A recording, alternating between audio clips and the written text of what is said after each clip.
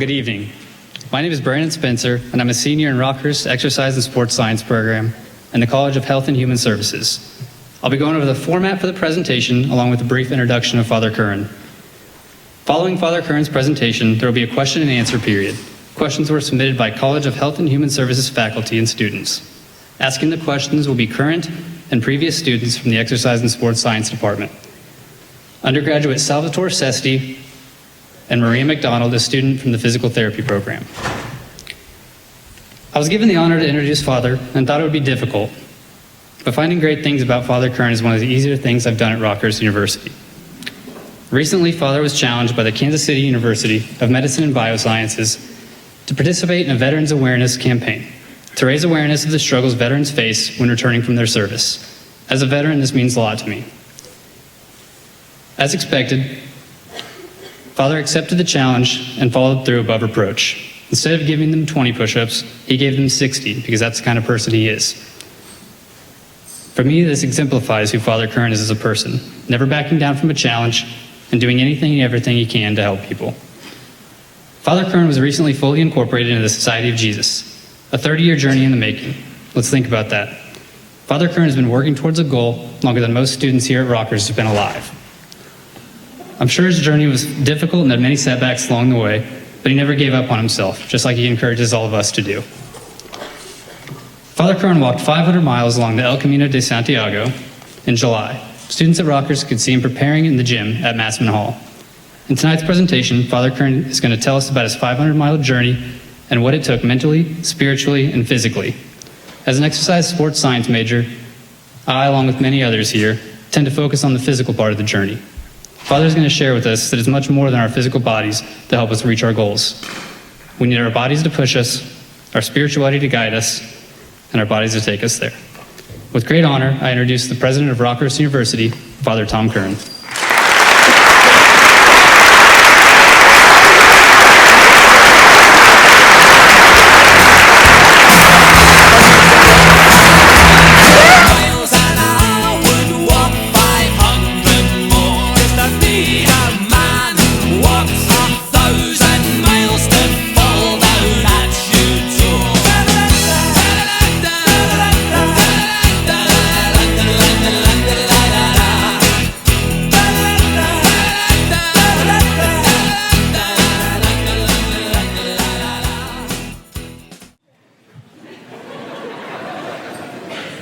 So let's start walking.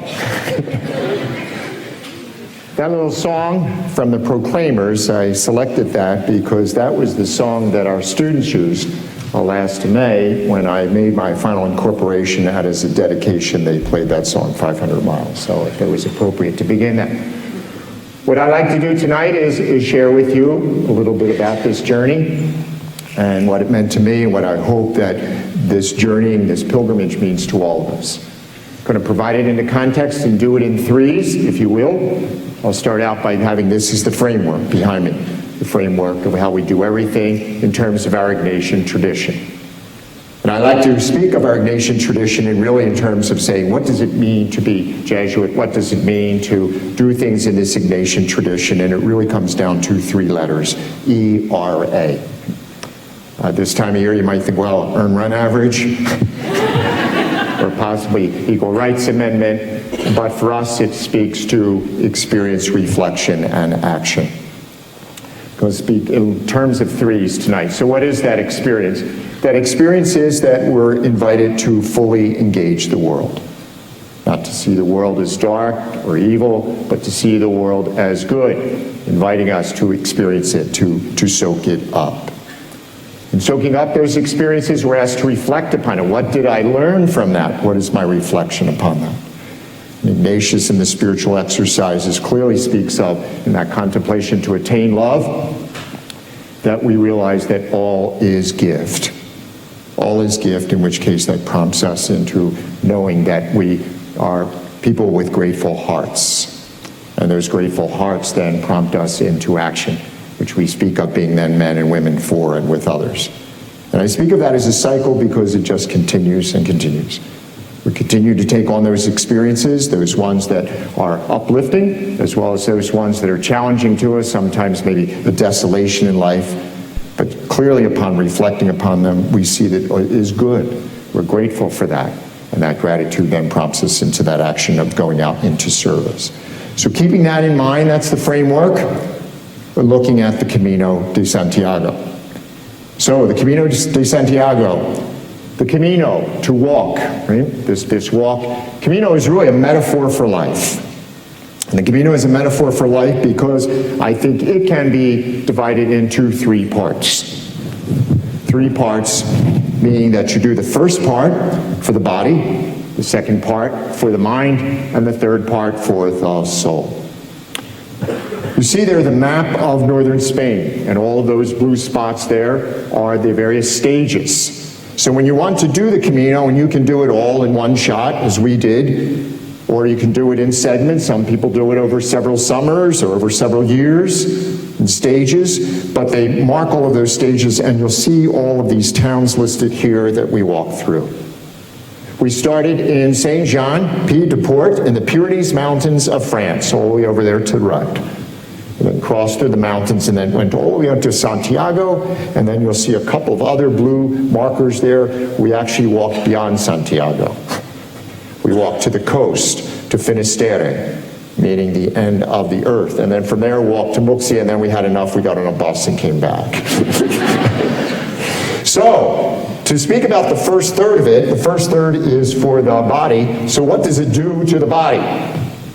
This exercise and sports science students here want to know what about all of this exercising, living of life, what does it do? What about the experience? So I did not take any photos. I did not bring a camera, and I didn't even bring a wristwatch. So I was really dependent upon friends of mine sending me photos and folks that I was with, meeting people literally from all over the world. I now have over 1,500 photos and videos, and they continue to send them to me. I'm on WhatsApp and things. I'm like, okay, I think I have enough pictures. So just very quickly here, just in terms of what does it do, the experience, this first third in terms of the body. So walking every day. After the first day, after we walked into this town of Roncesvalles, we've now crossed over into Spain, and now we only have 790 more kilometers to go. We were on our way. And carrying our everything on your back. So the Camino is an invitation for you to consider that your entire world is on your back.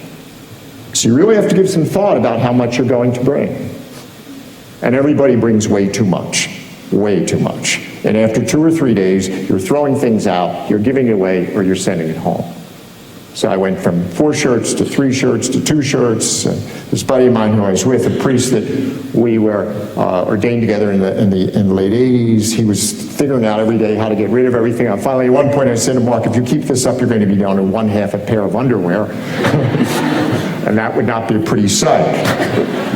Why are these sacks all lined up like that? We would walk every day. We would start at 6 in the morning, and we would walk about 18 miles a day. It took us, we would accomplish just about 2.8 miles an hour, which is a pretty good clip. But you're carrying some 20 pounds on your sack, or your back. It was an incredibly warm time, an unseasonably warm time in Spain. The temperatures ranged for the first 12 days between 35 and 41 degrees. So what is that? It's hot. So very, very quick, you remember from your 5th grade mathematics, right?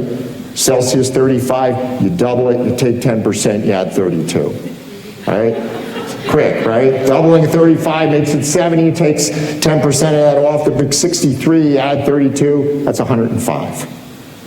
Or 95, rather. And then 41 is 105. So it ranged from 95 to 105 for the first week plus. And the sun would not go down until 10 o'clock at night. I never prayed so much for the sun to go down. The sacks there are lined up because as you would get into the town, the places where you would stay, and there were 3 types of places that you could stay. There are these places called the albergues, or albergues, which we'll speak of, or the pensions, it's a little step above, or the hotels. But if you got there before they opened, and they would open 12:31, 2 o'clock, you had to wait. And so you would put your place in line there. So you would literally put your sack, in other words, to hold your reservation, because we did not make reservations at any point, we just walked each time. You can do this in 30, 33, 34 stages. We decided to do it in 30, and so we walked the first 800 kilometers in 30 days. All along the way, there's lots of pictures or lots of depictions of the pilgrims, the peregrinos, right? And so that's my buddy, Father Mark Hushin. This down here is where we do our laundry. Every day you would come in, so you'd walk 7, 8 hours, grab a shower, and you'd scrub your clothes, and you'd put it outside to dry. What kind of terrain? So pretty hilly and pretty rocky, lots of rocks. So those kind of terrains and lots of things. So there you see I'm one in the bottom there, just trying to make my way. Someone took a photo there, and there's everything that I have. Just my sack there. Down in the corner there, sin dolor no hay gloria, right? No pain, no gain. Without the pain, right? So our feet there, and a friend sent that to me, and someone made, these boots were made for walking or limping or whichever you prefer. Either way, we'll make it all 500 miles. I have faith in you, and so does everyone else. I didn't think we were going to make it. After 3 days, I thought, what in God's name did we decide to do this? This is absolutely crazy. It was tough. Every bone in your body ached. Everybody was getting blisters. I was very fortunate. I only had one blister in the first 3 days. And then I was shown this remedy of how to deal with that, wearing your socks inside out, putting the boots on this way, and then never had another problem with blisters. But lots of the fellow pilgrims had 4 or 5 blisters on each feet. They would heal, and then they'd get a bunch more. And they had all sorts of other aches and pains. You were never allowed to bring your shoes inside. Your botas, you would have to hang them outside. The little sign up there, the peregrinos, that was the Jesuits even have a little mission in Santiago. People are constantly looking out for the pilgrims, always saying buen camino to you, having these places where they are looking out for you and assisting you. More about where we stayed. Up in the left-hand corner, that was one of the really nice wash basins. That's where you'd wash your clothes. That was inside. Most of them were outside, oftentimes just a bucket. And there's where you stay. That's a small little place. You can see bunk beds, right? Sometimes 30, 40, 50 beds in a room, and with all the sights, sounds, and smells of putting that many bodies into a room. Do people snore? You can count on it. There was one particular man from Italy, really nice fellow, big guy, a lot of girth there, big echo chamber. I don't know what his name was, but somewhere all of us were referring to him as Massimo. And Massimo snored like no one I've ever heard. I swear he's going to take the paint off the wall. And it got so bad that people, as we're walking each day, people saw where he was going and literally went to stay elsewhere. So one night it was so bad, I just laughed myself to sleep because it just couldn't be going on. You need to dry your clothes, so you can see where you place them, you just kind of make it work. And these were the signs that you always looked for as to the places to stay. Some friends along the way as we're getting closer here. Santiago, as you see, we picked up a couple 100 kilometers, taking time here to rest with a pilgrim there, a statue of a little pilgrim. Mark and I there, we started to get these signs now. I like this, that there were signs along the way that indicated how many kilometers left. Some people felt that was driving them crazy. Up there, left-hand corner, dear friend as a result of the Camino Saribel Munoz from Puerto Rico. She was just superb. And of course, you would try to entertain yourselves. What would you do all day? You'd walk 6, 7, 8 hours, get a shower, clean up, rest a little bit, connect with the pilgrims. Sometimes you might go to Mass, sometimes you just hang out, sometimes you eat together. And along the way, you try to entertain one another, right? And so one of the songs that I really like is Uptown Funk You Up, right? Because they played that. They really did. I just think that was cool. They had a great rhythm. And so one time they caught me and they said, well, we saw you earlier today with your sticks and bag. Did you, in fact? So I said, sure, I did. Funk you up.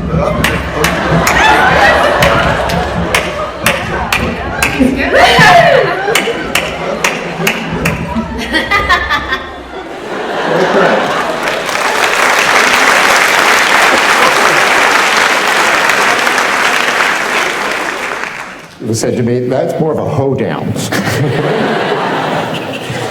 But what was it like to just walk?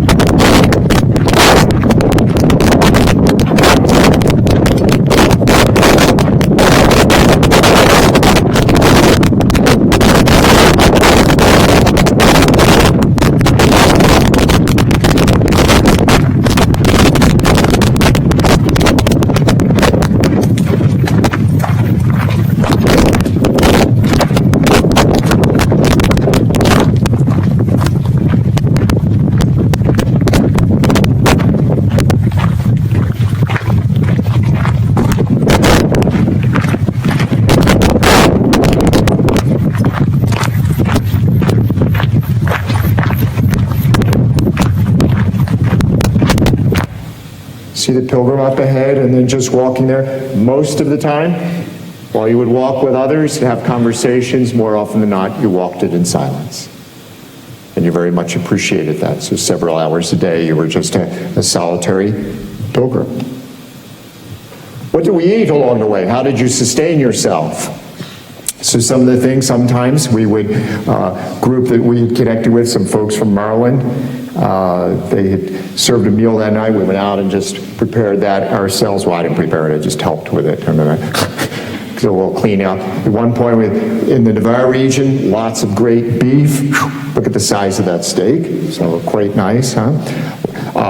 Little huevos there, sandwiches. Down to the right here is breakfast. Bocadillo.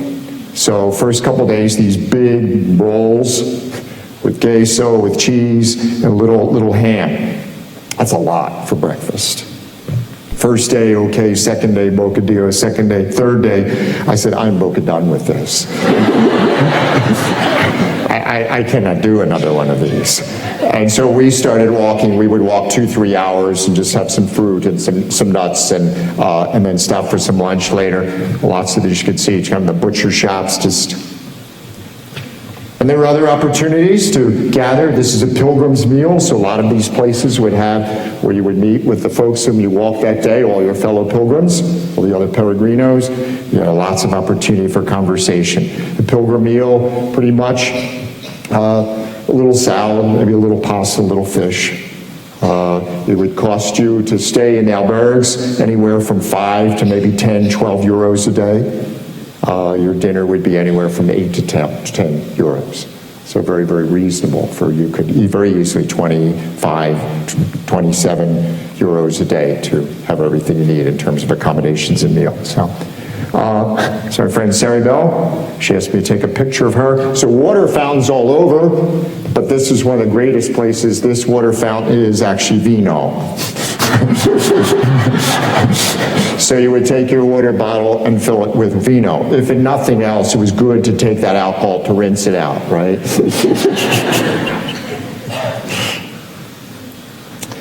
So that's pretty much the first part in terms of the physical experience, what we're experiencing every day.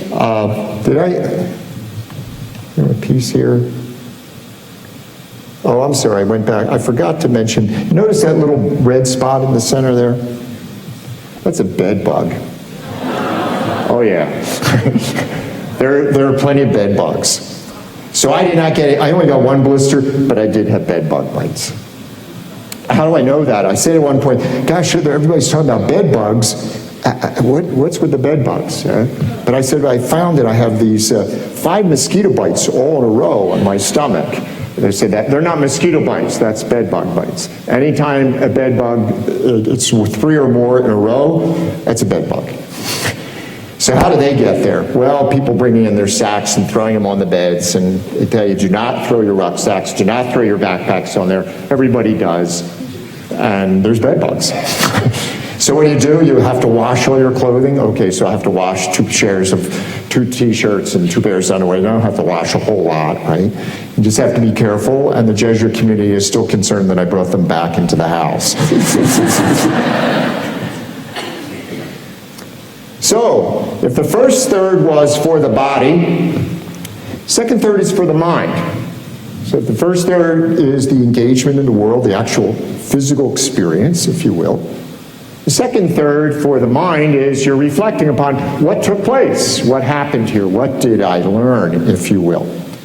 So the second third, as they say, for the mind is you start to think about what are we doing here, how did this start, what is the Camino, why do people do it, how long have they been doing it, what's this whole piece about. So the Camino is the road or the way, the road to Santiago, the road to Santiago de Compostela. All right? So where does that come from? So Iago is James, Santiago, all right? Santiago is the city or the place of St. James, and it comes from Sancti Jacobi. There are considered to be 3 pilgrimages, or 3 sites where you can make pilgrimages. One is to Jerusalem, the second is to Rome, and the third most popular place to have a pilgrimage is Santiago. Why Santiago? Well, there's 3 major pilgrimage sites because they're considered to have considered to be special places where great things happen. Why is that? Because holy people were there. In the case of Jerusalem, there's Jesus Christ. In the case of Rome, all right, the successor to Jesus, Peter.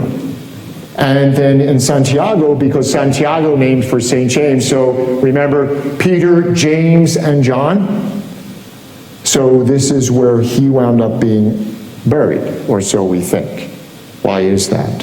How did he get all the way from Jerusalem to Spain?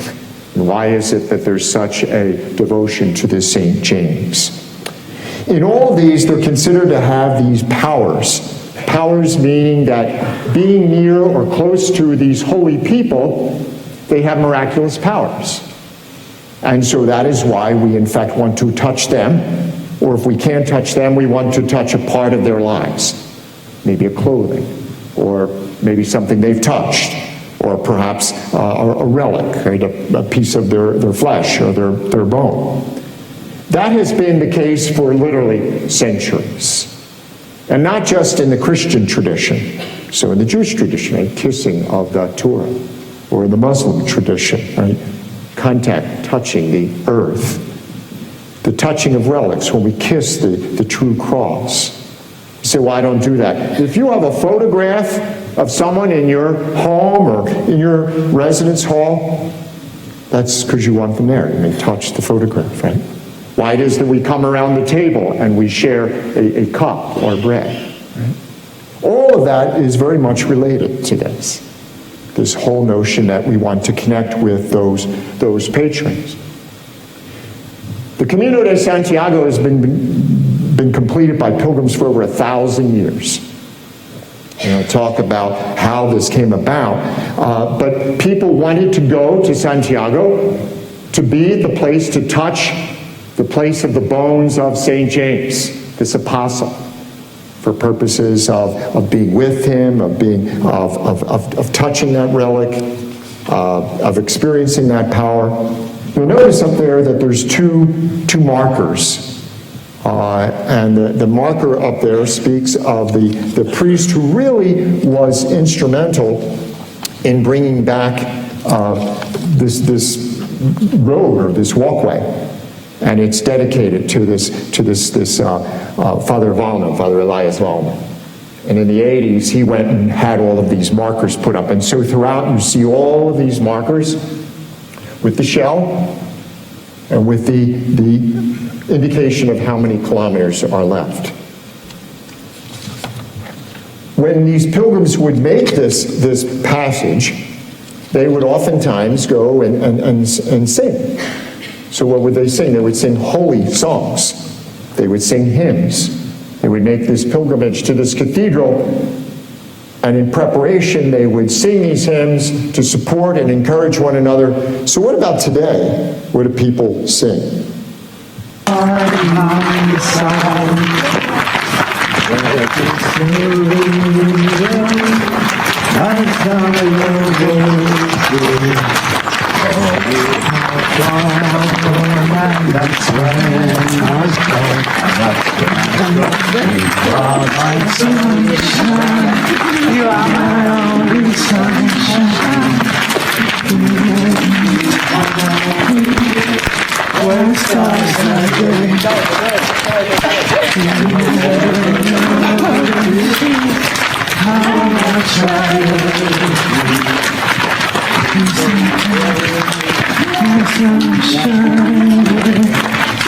Why do I play that? So I marked there that there's the desacralization of the Enlightenment and the French Revolution. Really dramatically changed our culture. Dramatically changed our culture in that this whole notion of being centered with these spiritual things, these things beyond us, really don't need all of that. We can really find everything we need within ourselves.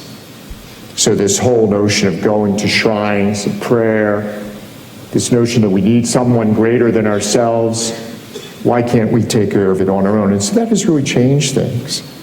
So today I just use as a little illustration of that was the spiritual hymn we sang, "You Are My Sunshine."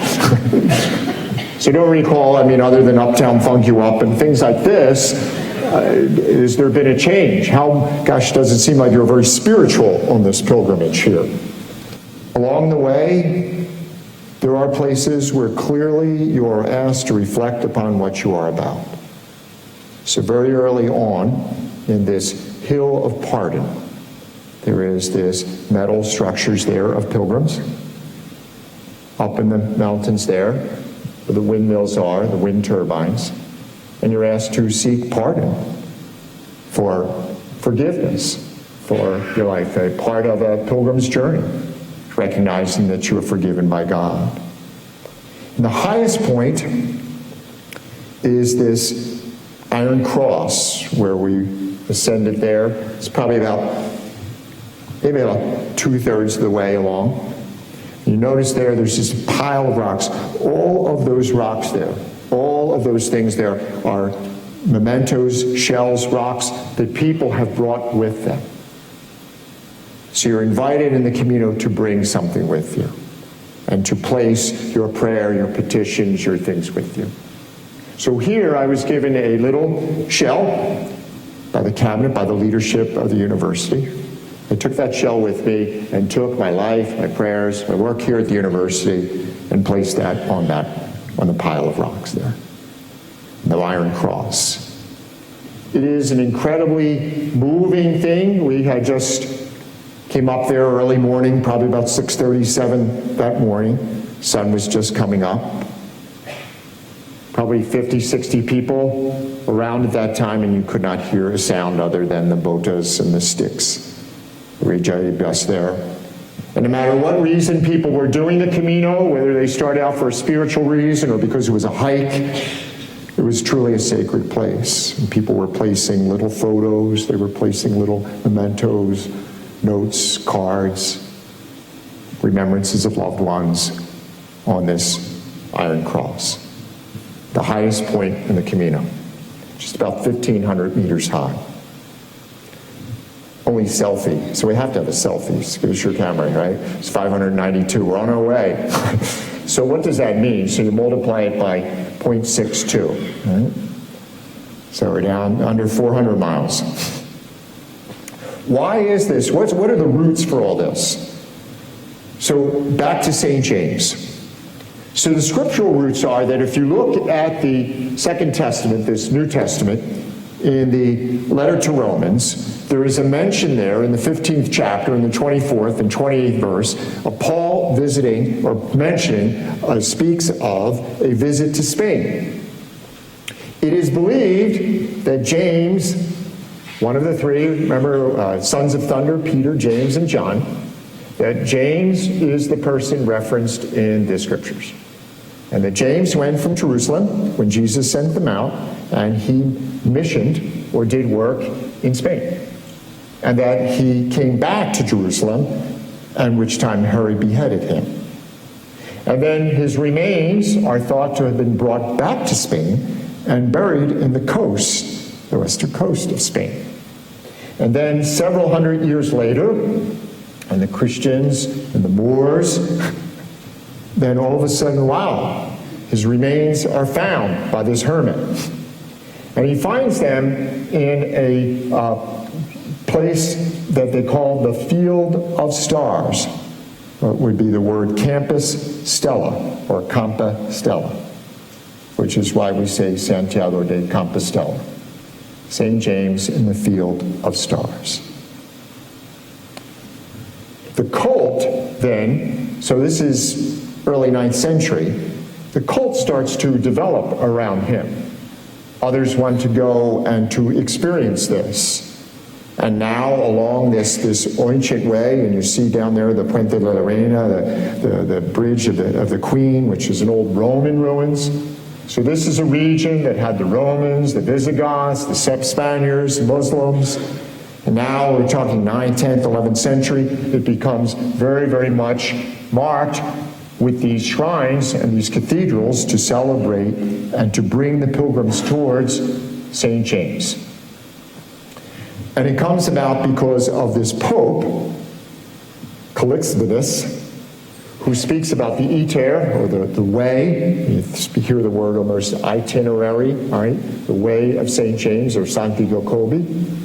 And then they come up with this 12th century manuscript. And this 12th century manuscript has 5 books in it. The first book speaks about the veneration of St. James, who's believed to have died on the 25th of July. Second book speaks about the miracles attributed to St. James. A third book speaks about devotion to St. James. Fourth book speaks about Charlemagne's conquering of the Saracens. And the fifth book literally spells out, in the Pilgrim's Guide to Santiago de Compostela, it literally spells out for folks where to stay and how to go about this pilgrimage. So from the 12th century, this is really becoming very popularized.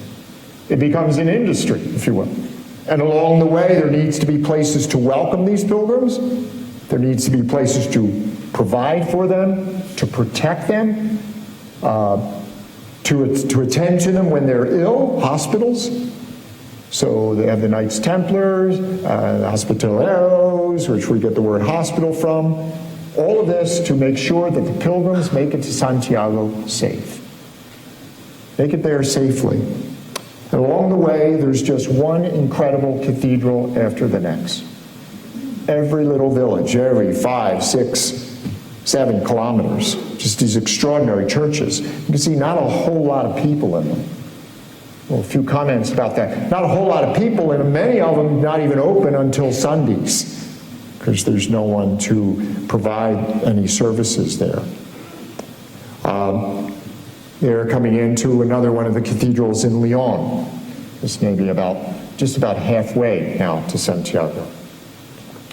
So this cult to him, down there to the left, you can see some of the ruins of one of the places of fortress, one of the hospitals. One of the little towns had 12 hospitals to care for the pilgrims. But think about it, walking 500 plus miles in all times, and it literally was the goal of a lifetime to get to Jerusalem, or to get to Rome, or in this case, to get to Santiago. So Santiago, Santiago is this mantra, and it becomes part of your mantra as a pilgrim. You want to get there.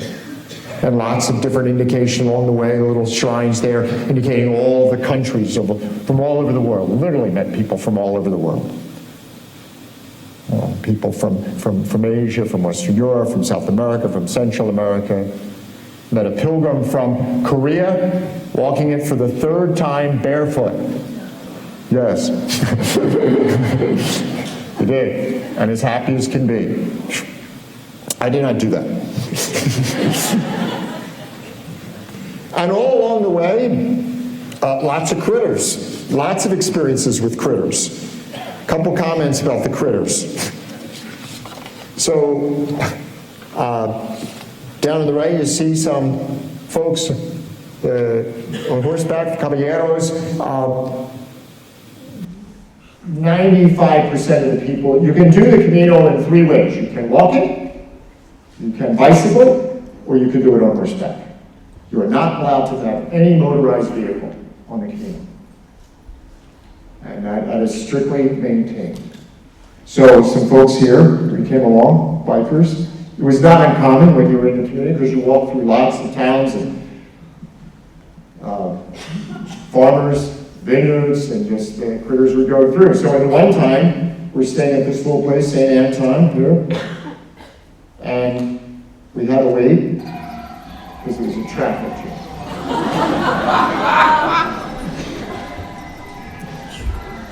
I noticed there over the gate there, I was just marveling at the sheepdogs and the shepherds. Talk about the listening to the voice of the shepherd. You'll see it, one of them try to come in to the lawn, and then the sheepdog right out. To the far right, you notice the little cage there? Some chickens there. That is from the town of Santo Domingo. So as part of this whole culture and cult of St. James, and I spoke about one of the books having all of these miracles attributed to it, and preservation and protection of the pilgrims. So this is the back of a cathedral. And there are chickens in the back of the cathedral. Why so? Why so? Because in one of the pilgrimages, the story goes that this man was approached by someone, and she had some rather amorous appetite for him. He did not give in to that, and so she placed a goblet into the sack of the son. And so they took the son later, they took him back, and they hanged him. And so the mother and father went back to pay respects to him hanging, and he was alive. And so then the mother and father then go to the one who had ordered for his execution and told him, saying that he's alive, you need to release him. And which time he said, yeah, he's about as alive as this chicken that I am eating. At which time the chicken became alive and resprouted the feathers. And so since that time, there have been live chickens in the back of that cathedral.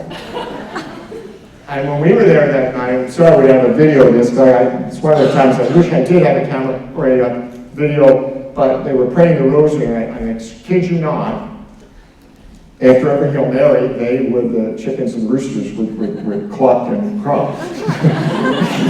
So imagine that in the back of the church. So maybe we should bring things like this in church. We kind of bring things, kind of a little zoo. When in fact you make the pilgrimage, everybody wants to go because then you get your Compostela, your certificate. So the ones there to the right is after we had in fact arrived at Santiago.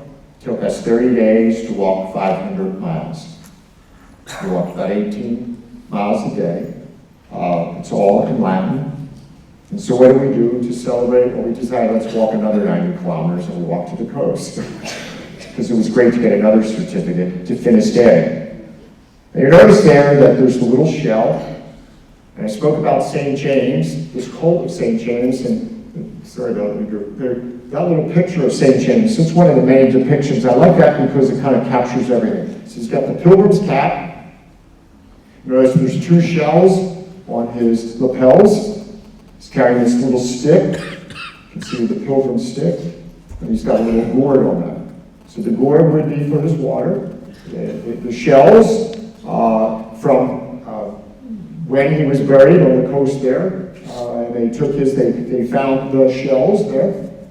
And so you had to always go to Santiago, get a shell, and that was the indication that you in fact had made it. So that's the way he's depicted, and you see those hundreds of different images of him. Maureen Walsh had given me her little Santiago that she had gotten when she had studied there, and asked me to carry him with her. So I carried him with me to Santiago, and then got one of the little shells, and I brought Santiago back to her and gave a little shelf for him to be put back on the little shelf in her home. So you went to, after Santiago, you walked to Finisterre, the end of the earth, because it was considered just that, the end of the earth.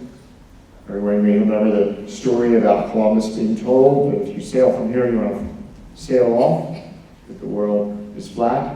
And so they named that part of Finisterre, the end of the earth. There's some pictures of that where you really would believe that it is the end of the earth. Some more of the certificates. There was another one, then we walked to Musia. Guess we were just kidding. And all along the way, you had your credencial, your passport. And you would get it stamped in every one of the towns. So stamped all over, and then stamped again, and this was one of your possessions. And this is what you would present when you finally got to Santiago to say, yes, I'm for real. I should get this Compostela, I should get this certificate. So this becomes very important. Where's your credencial? And then they finally would stamp it with the stamp of Santiago, St. James, and then they would write your name.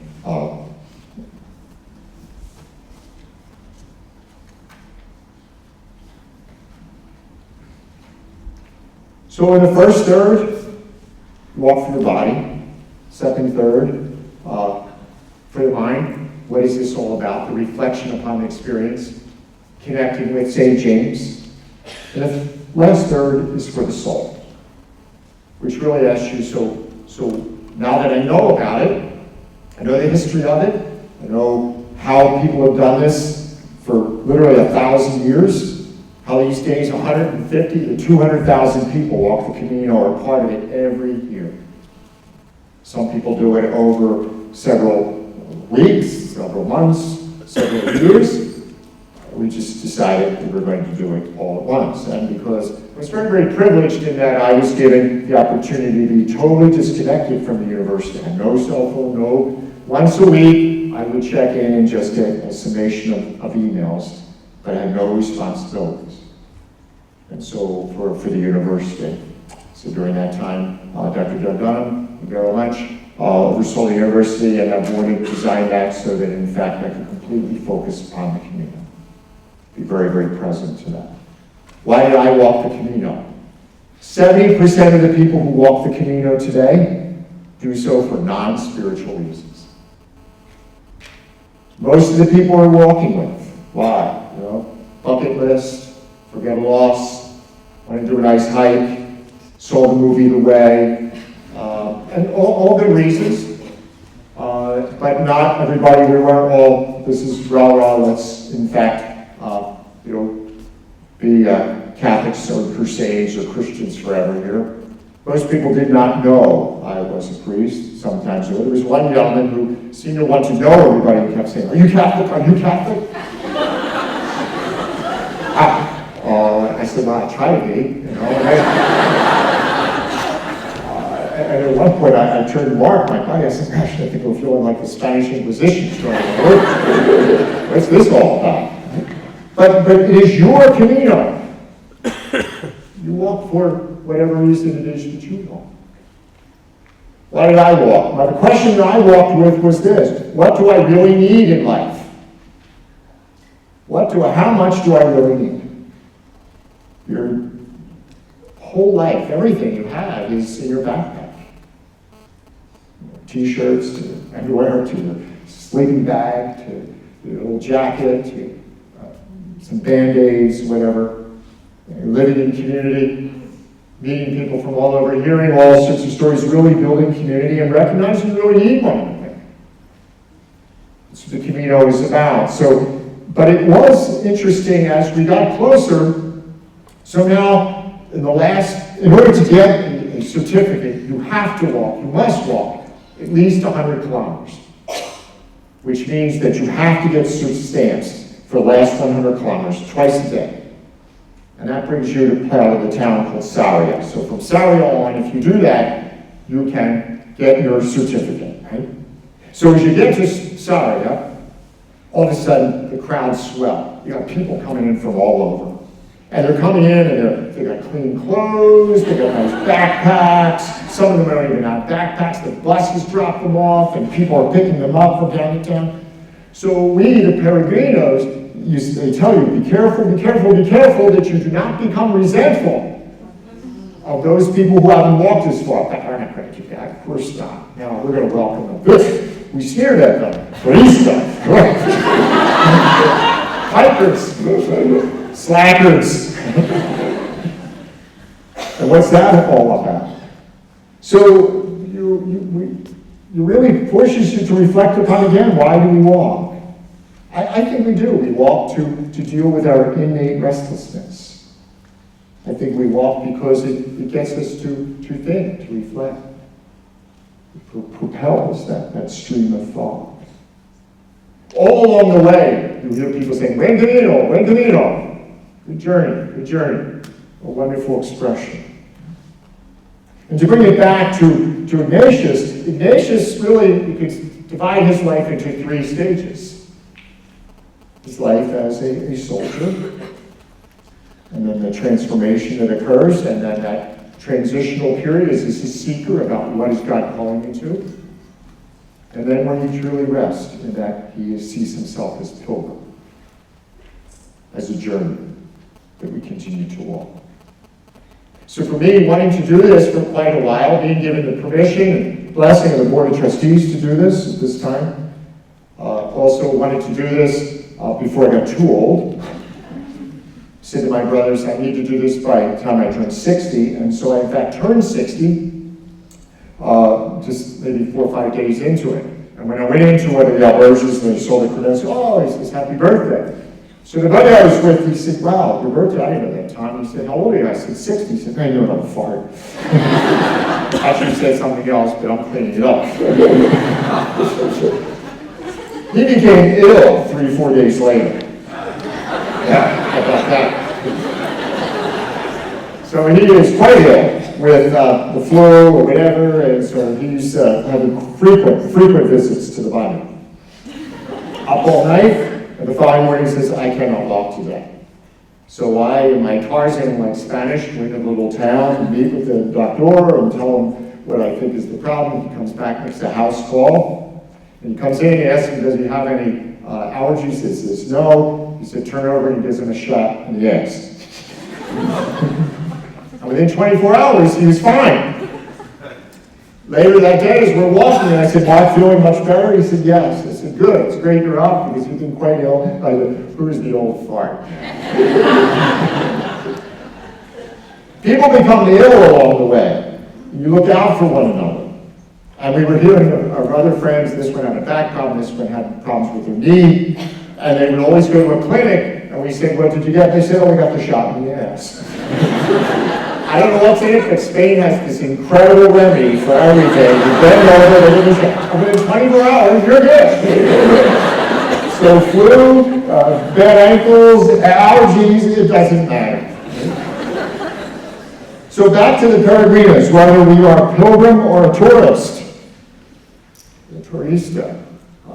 People only walking 100 to getting to Compostela. And the paths to the Camino or to, say, Santiago. There are lots of paths. We welcome the Camino Frances from France. But you can come up through Portugal. You can come back through Paris and then through Saint Jean. We went the Camino Frances, which is probably the most popular of them. And we didn't always get it right, because after we made it to Santiago, we decided we wanted to go to Finisterre. Oh, no problem. So we walked from the cathedral and started heading what we thought was west, but actually we were heading south. We were heading towards Portugal. And we walked about 3 hours and walked 3 hours the wrong way. Now we're walking back, right? Who's the smart peregrino now?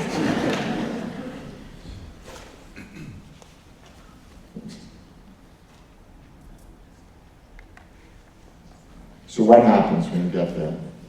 Up left-hand corner in the cathedral, there are the bones, or believed to be the bones, of St. James. We made it to the cathedral. We made it there. It was the first day that it rained, first day that we had to use our ponchos. I predicted that. I said, no, I envision us walking in the rain. And we did. The light rain, we got there, maybe 9 o'clock in the morning. It's just outright euphoric.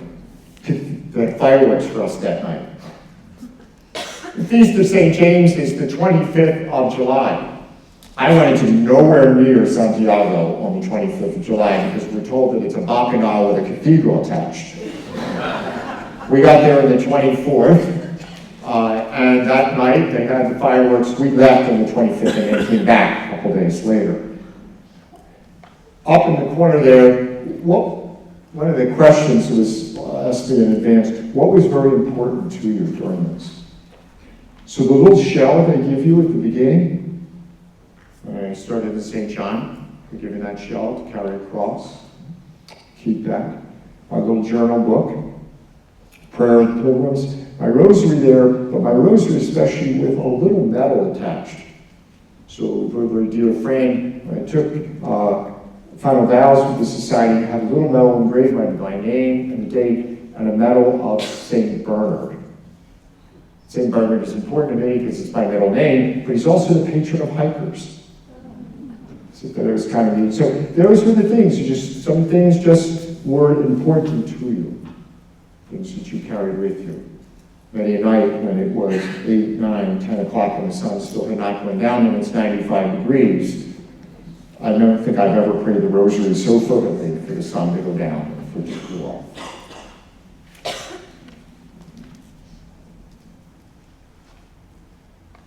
We then walked to the coast. That top left-hand corner there is this place where, so allegedly, St. James went to the coast and ministered there. And he was very concerned that he did not do a good job. Another one of the legends, and there are hundreds of these legends. Mary appeared to him in a stone boat. I had a hard time believing that a stone boat would float, but nonetheless, she appeared to him in a stone boat and told him, you did a good job. You can go back to Jerusalem, which he did, and he was beheaded. But they built this place there in Murcia, where it was the last place that you believed to have been.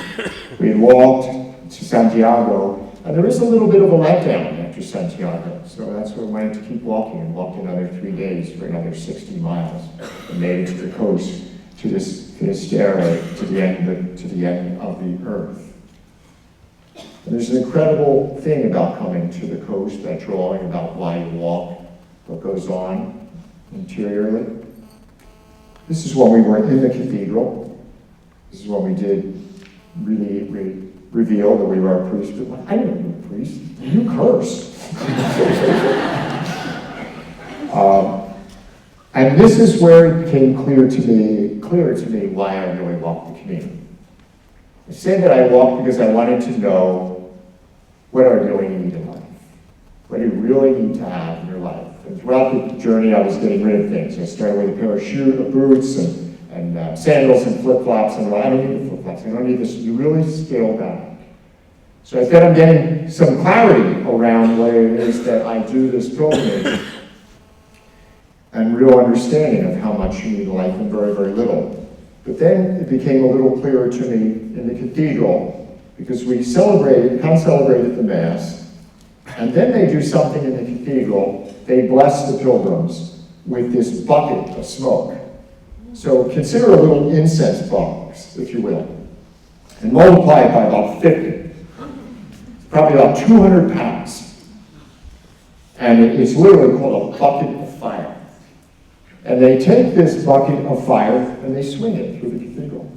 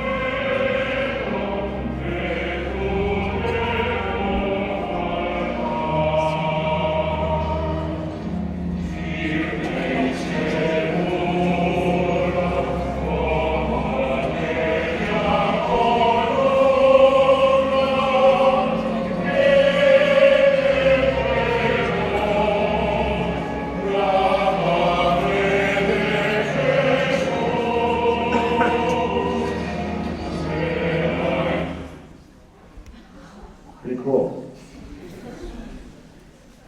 Incense is used in churches, obviously, as we speak in the Psalms, like my prayers rise like incense before God. But incense also has a very, very practical purpose. It softens the smells, right?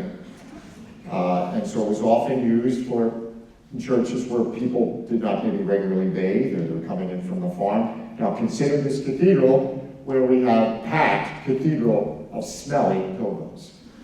So 1,000 people smelling in the church. So the incense is quite helpful. And the incense going through, you just caught up in this, and that's when real clarity came to me. What do I really need in my life? I need lots of other smelly people. And why do I need that?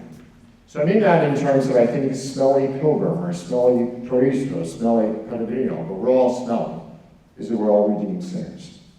And we all need one another. We are all smelly, but we all need one another, and it is God who cleanses us. So clarity that came to me is that we need one another, those who are pleasant to be around, those who are pleasant smelling, as well as those who are maybe not as pleasant. But we truly need one another. So I think that's the greater clarity that it came to. And so from that thing, we walk on to Finisterre.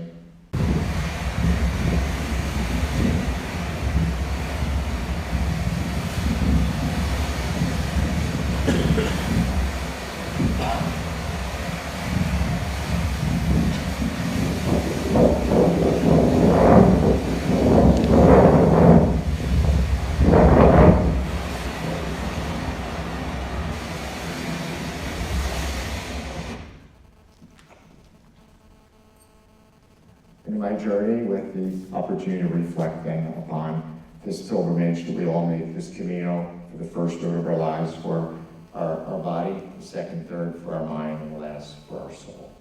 Thank you very much.